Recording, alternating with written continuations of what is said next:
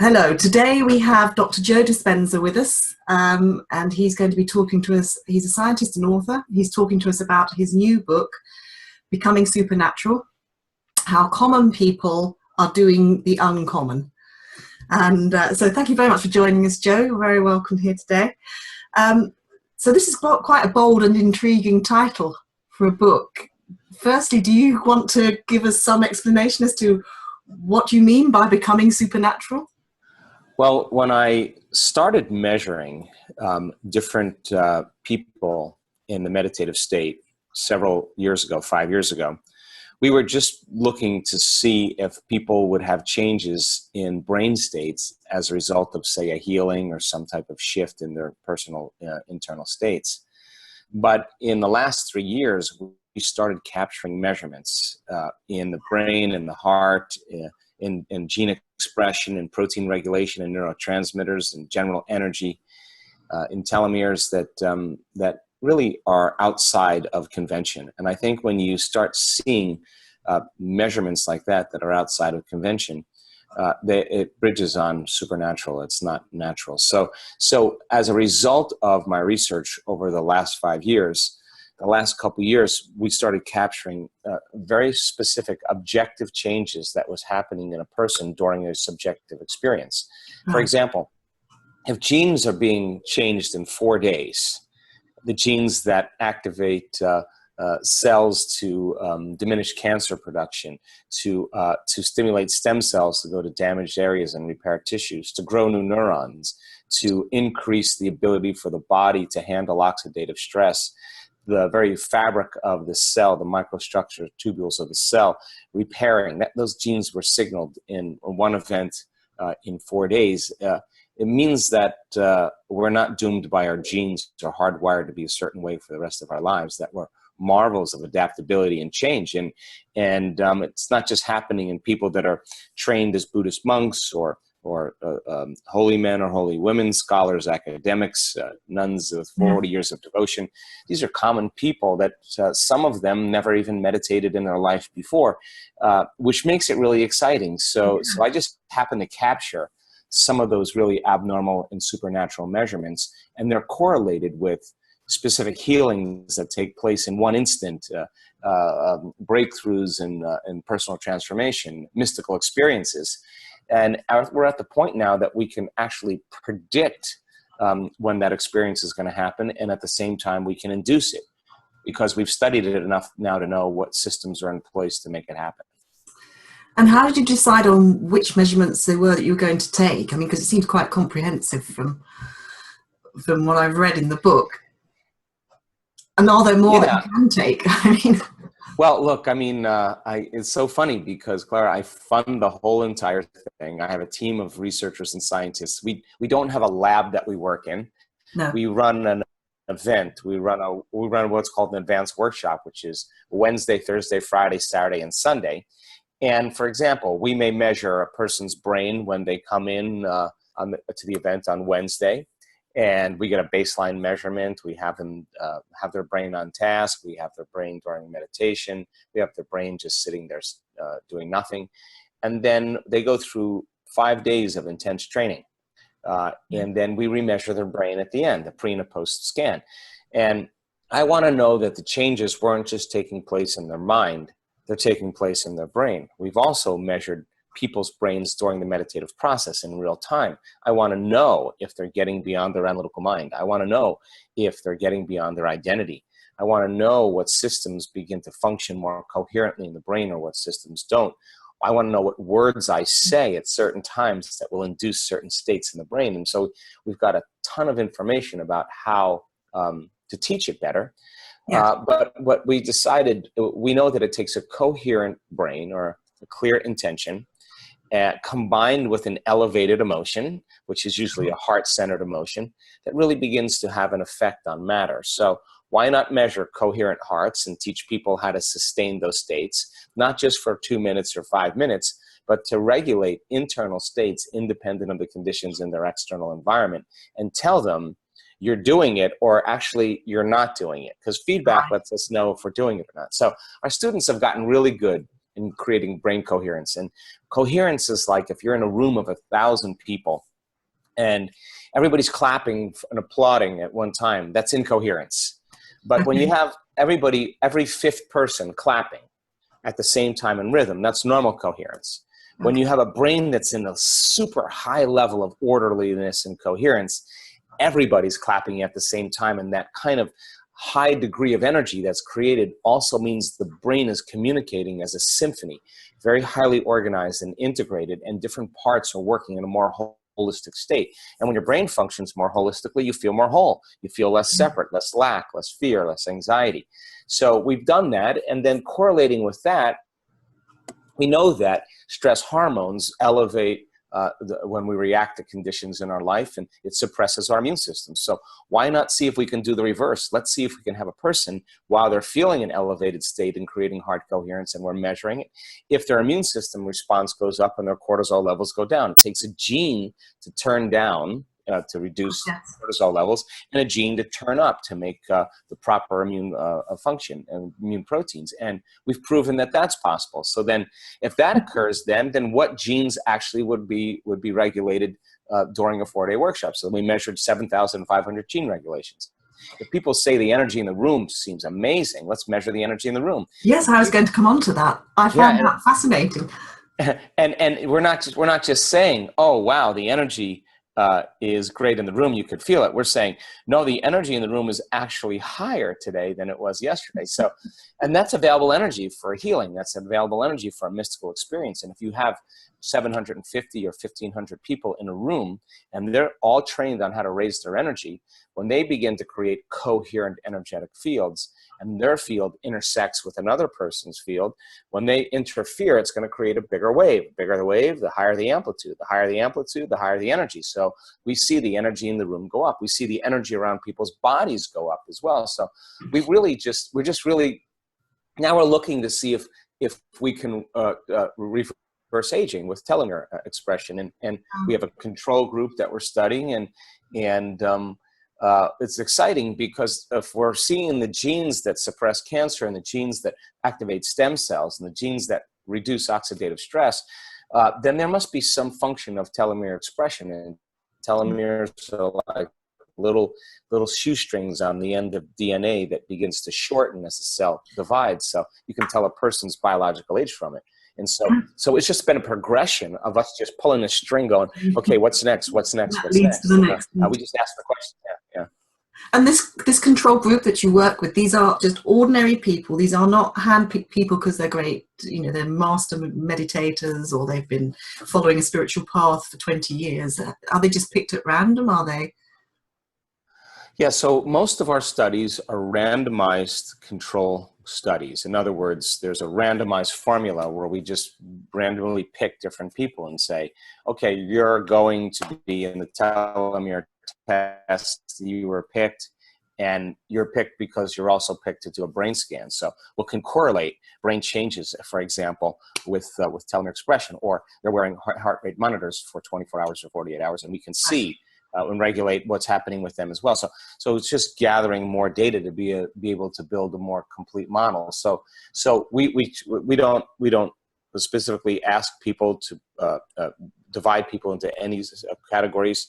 We just say, look, we're running an event. You've done an introductory level to our course. Now come for 5 days and let's go a little further and let's get you trained a little bit more. And now there are certain meditations that we intentionally do to see if it really moves the needle to some degree, but we don't ask for any specific protocol for a person to be part of the study. Okay, now more and more people keen to be tested now. Is this a growing phenomena? Oh, yeah. In the beginning, everybody was afraid that we could see their inner thoughts, but that's not how brain scans work. But sure, I mean, well, we have somewhere between 9,000 and 10,000 different brain scans. Wow. We have over 5,000 different measurements for regulating heart coherence. We have different studies that we've done, and everybody, of course, is usually assigned to one study during a workshop, so we can keep track of what they're doing and how they're doing. So yeah, everybody's excited. Every now and then we have a person that does 2 or 3, but if we do a very specific study, but everybody gets a chance to do something. which is amazing. And in effect, when you read the book, I mean, you see some miraculous things. There are miracles happening in these groups. So is today's science possibly giving us explanations for miracles that we have read about in the ancient sacred texts, would you say? Not in traditional, conventional science and medicine is there an understanding for spontaneous remission or a miraculous healing or a quantum healing, however you want to say it. Yes. But my passion and my interest is really to bridge the gap between that inner event that the person's having and the expression of it outwardly, objectively. And well, our model keeps evolving. Our model keeps changing. Every time we give people information and they can understand that information, and we blend a little quantum physics with a little neuroscience, with a little neuroendocrinology, with a little psychoneuroimmunology, a little epigenetics, all of those sciences point the finger at possibility. When people understand that, they understand that from an intellectual, philosophical, theoretical standpoint, then the next step is for them to turn to the person next to them and explain it. If they can explain that information, it's wired in their brain. Now they're building a model of understanding, and they're installing the neurological hardware in their brain in preparation for an experience. So then if you set up the conditions in the environment and give people the proper instruction, and a certain percentage of those people get their behaviors to match their intentions or their actions equal to their thoughts, they get their mind and body working together, they're going to have some type of change or transformation, some type of new experience. So my interest is measuring that transformation. Once I measure the transformation and I interpret it, now I have more information, a better understanding how to teach transformation. So then if I can measure that transformation again, now I have more information to teach transformation, and we start to close the gap between knowledge and experience. And my interest really is not only demystifying it, but being able to induce it, because once you're able to induce it, now you're looking at a trend. You're looking at something that's repeatable. Now you're talking about science. So a spontaneous remission here and there, most physicians, most scientists say, we don't have an understanding of really how that happens because it was spontaneous. But maybe it's not so spontaneous after all. Maybe there is a formula that's taking place, and we're trying to decode that formula so that it's reproducible. I think one of the things that I found interesting was the fact that you say in the book that people have these sets habits. So in looking at how we get to transformation and how we have meaningful change, people have first got to know about their limitations and their set habits. And in a way, that begged the question for me: does that mean that the only way we can get this meaningful change and transformation is if we have self-awareness?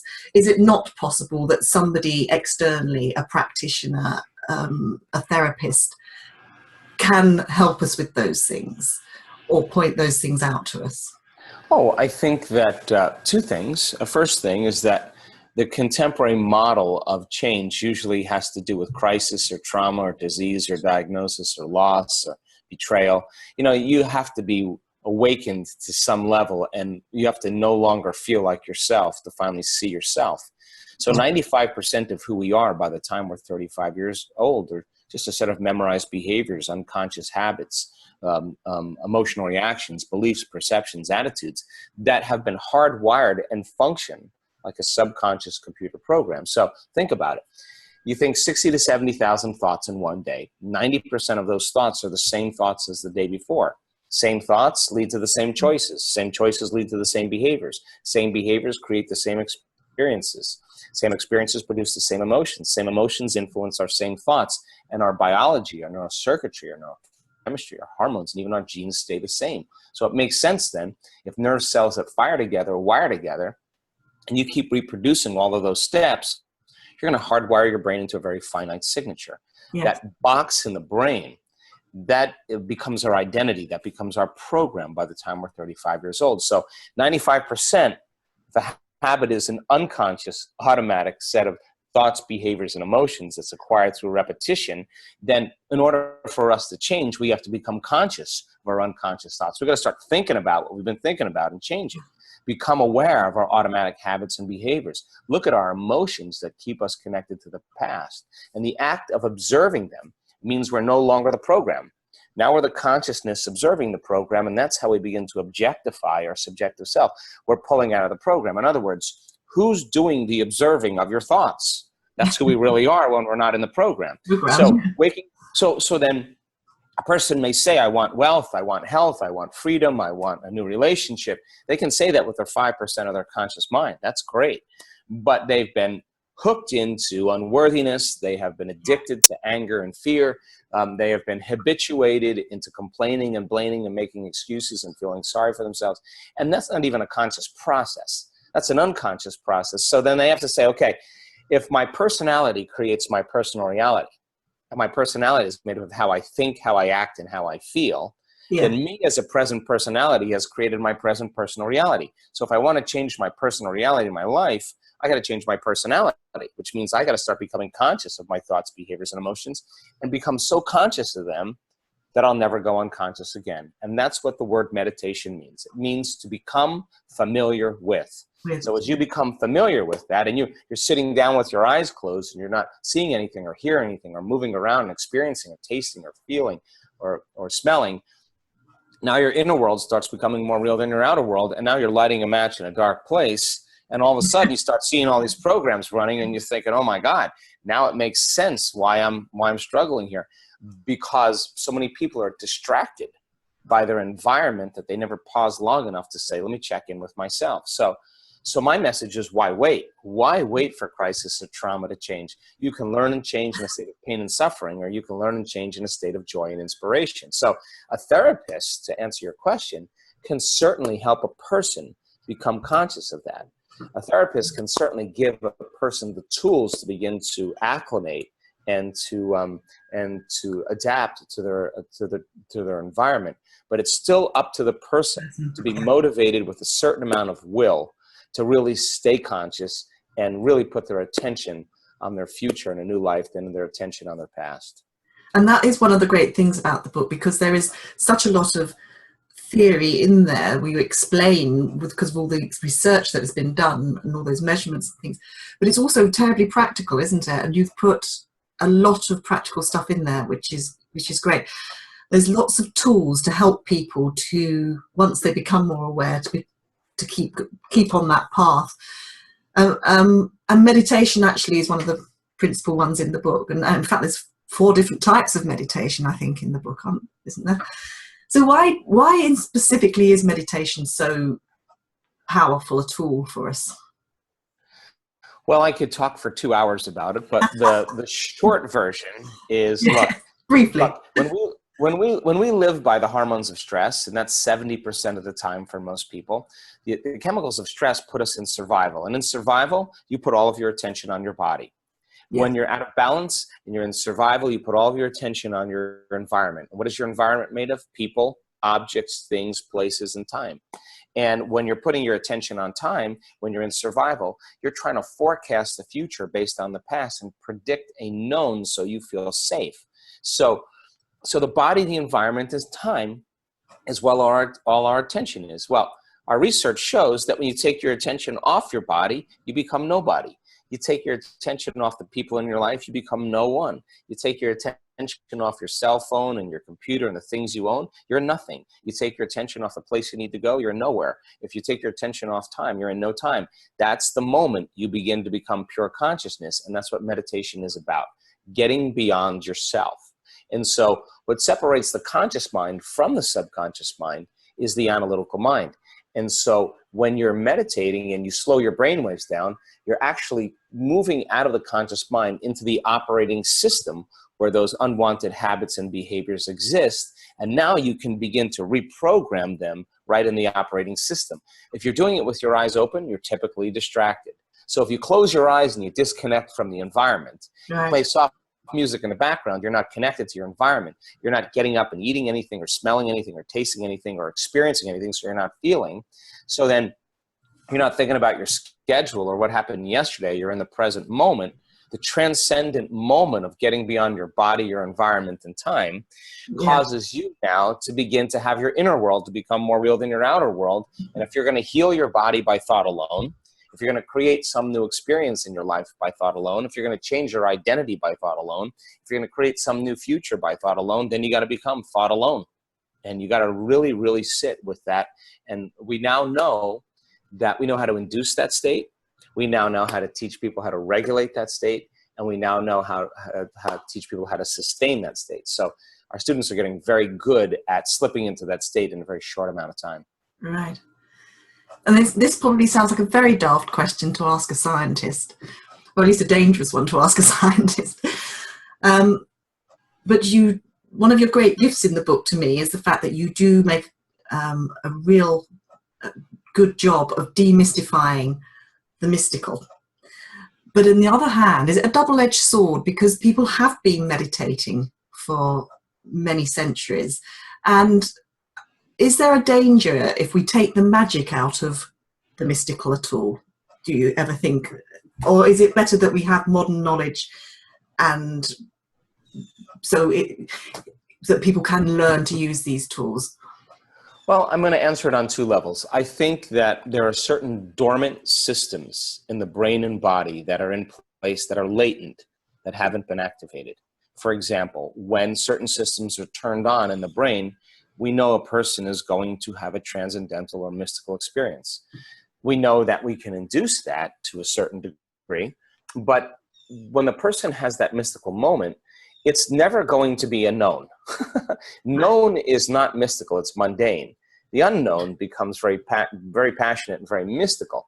So the key is so that you can still function in your world. You don't want to have so many mystical experiences that you can't function in your world. That's not healthy. But if you have a mystical experience and it removes some layer of conditioning or removes some veil that we have that causes us to be so immersed in this illusion, then you're going to wake up a little bit more and you're going to realize you're going to see through that veil and that illusion, and you're going to see reality to a greater measure. So I don't think that we could ever demystify the mystical all the way, because there's no end to the unknown, and you only usually get what you're ready to accept. And so our students are very high functioning people. They're professionals. They're not fanatics. They're not looking for an escape. They're looking for a greater understanding of the mystery of self, so that they can live a more fulfilled and happy life. And when you have one of those mystical moments, as an example, your values change.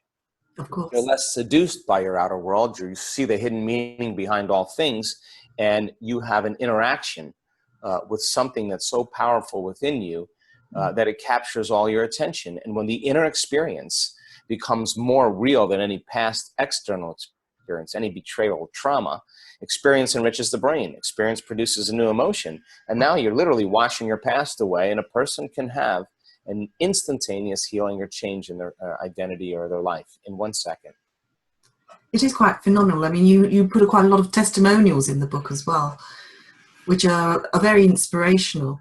And you must have witnessed a great deal of these. So in general, after people have these amazing transformation moments, do they continue to have an ordinary life with a different perspective on it, you know, with greater fulfillment or happiness, or does it prompt them to go off and do something completely different?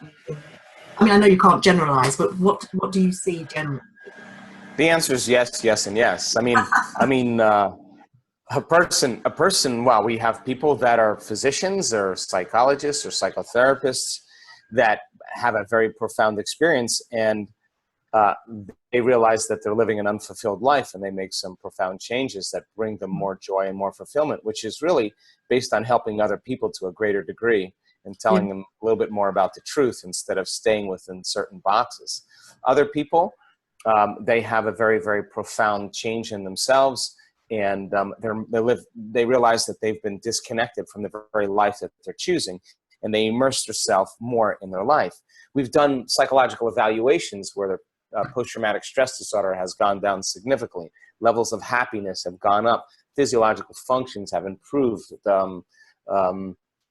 Pain levels have gone down. We've just seen very, very significant changes 6 months later after a workshop. So we know that it's impacting people's lives to a greater measure, and even if they continue to treat conventionally or unconventionally, if they have a condition, they just seem to respond better because they're open more and they're out of that fixed, rigid, habituated, emotionally addicted, hardwired state. Yes. That they're in that flux where they're out of their normal self, and they're comfortable a little bit more in the unknown. And I think when we get comfortable in the unknown, and we've been programmed to be so afraid of the unknown, that when we're comfortable in the unknown, I think that's when we're at our best, because we're actually in possibility and we're loose, and things can begin to happen, and synchronicities and serendipities and coincidences start happening. And you start noticing that all of a sudden you're no longer reacting to your environment, and it's not controlling how you're thinking and feeling. All of a sudden you're noticing how you're thinking and feeling is beginning to affect your environment. And now you go from victim in your life, all of a sudden creator of your life, and you begin to make those correlations, and you're put more intention and more meaning behind the next creation because you believe it's possible. Possible. Yes. And it is part of it, is believing what we didn't previously think was possible is now possible. And as a scientist, where do you think this can take us? Where can becoming supernatural take the possibilities for human consciousness? Well, I think people will be healthier. Mm-hmm. I think they'll they'll rely less on things outside of them to change their internal state. That's just conditioning. Yeah. I think they'll be able to create better lives for themselves. I think we know they'll experience greater levels of love and joy and freedom in their life, because they're trading suffering and pain and fear for gratitude, joy, and freedom, and they're regulating those states, and they're practicing those states during meditation, so that it begins to become familiar to them, and they're installing new circuits in their brain for leadership, for a love for life, for being more unlimited. And if you install those circuits in your brain in the meditation, you'll think that way and you'll act that way. So I think that the biggest lie that we've ever been told is that we're linear beings living a linear life. We are dimensional beings living a dimensional life. And when people start waking up to that, I think they're less controllable. I think their values change more, and they're more interested in discovering more about themselves. And one of the side effects of all of this, Clara, is that we have a community of thousands and thousands of people that are like a big family, that share the same energy, that share the same emotions, that share the same ambitions and the same things, that they crave the new experience. And the most common requests we get from our community is we want to get together because everybody understands each other. So you have this growing community of kindred spirits, like souls that are. We just did an advanced follow-up in Mexico last week, and 550 people there, and it was like a celebration of everybody getting together and loving on each other. And we do the work, but so many healthy relationships and friendships are built around sharing that kind of same passions and desires. It's very interesting because I've heard you talk before, and you talk about a soul. You talk about the soul, which isn't a normal vocabulary in the science world.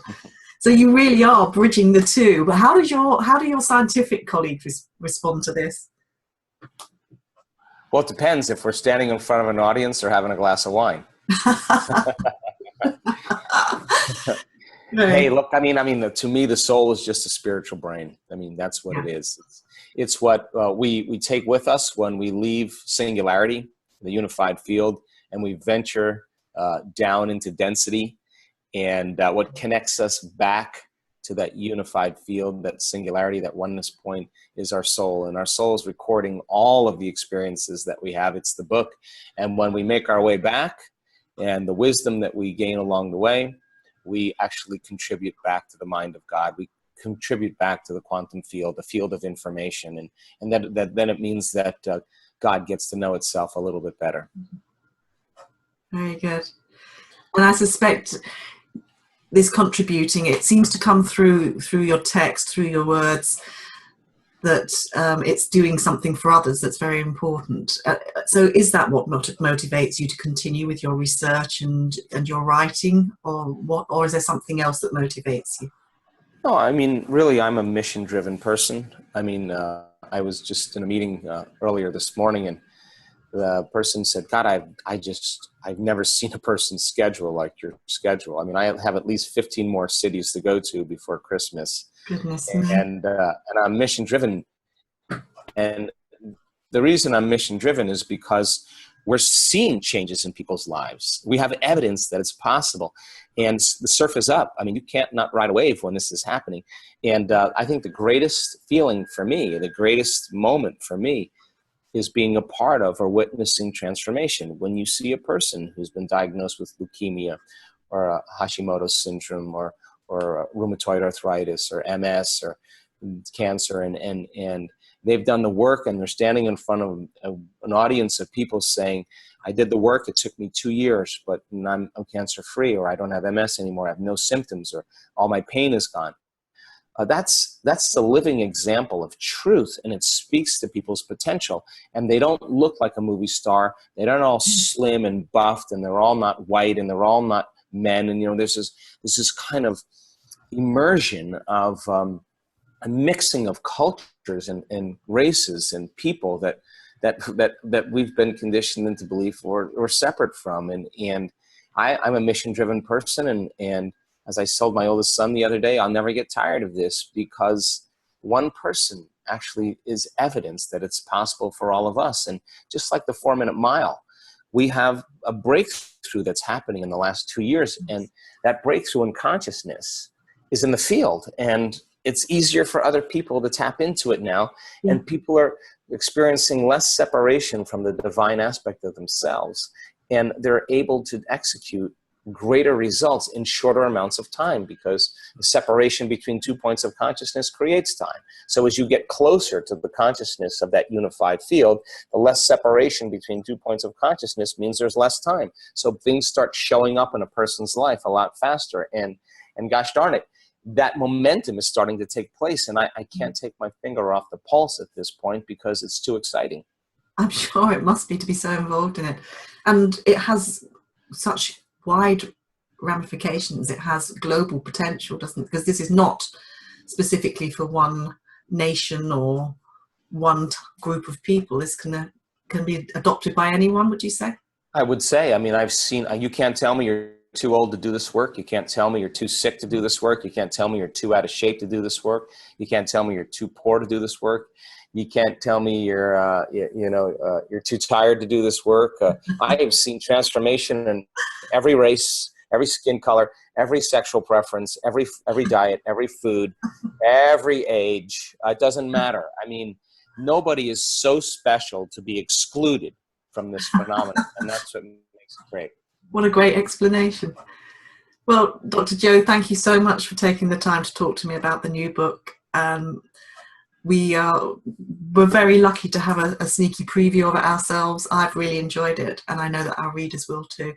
So thank you very much indeed for taking the time to talk to us. Oh, thank you for having me, Clara. Great pleasure.